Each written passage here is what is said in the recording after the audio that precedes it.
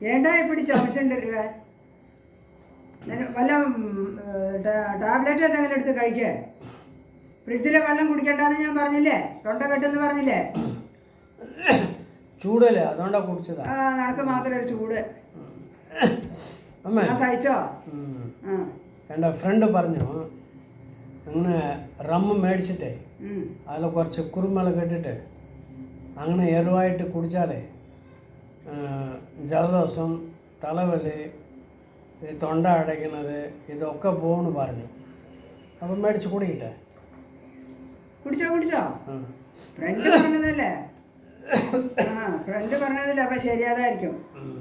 ഇപ്പോൾ ബ്രാൻഡി ഈ ഫ്രണ്ടുകാർ പറഞ്ഞ ഫ്രണ്ട്സ് എല്ലാം പറഞ്ഞിട്ട് ഈ ബ്രാൻഡി കുടിച്ചിട്ട് ഈ വീട് പോയി, വീട്ടിലിരിക്കുന്ന പണമെല്ലാം പോയി, കെട്ടിക്കൊണ്ടുവന്നവളുടെ ആഭരണങ്ങളെല്ലാം പോയി.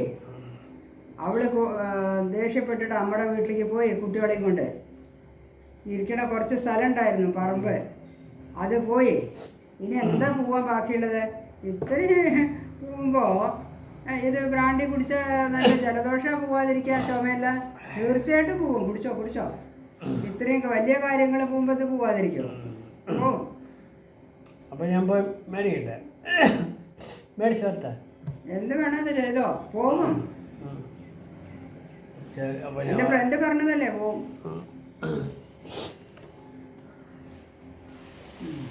ഇപ്പോൾ കുടിക്കാൻ വേണ്ടിയിട്ട് പുതിയൊരു ഐഡിയ ഉണ്ടാക്കിയതാണ്. ഫ്രണ്ട് പറഞ്ഞു, അവൻ പറഞ്ഞു, ഇവൻ പറഞ്ഞു. അവന്മാർ കാരണം ഇപ്പം ഇങ്ങനെ ആയത്.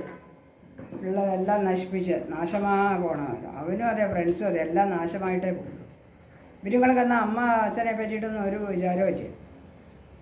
പോയി തൊലയട്ടെ, ഞാനെന്താ ചെയ്യാനാ.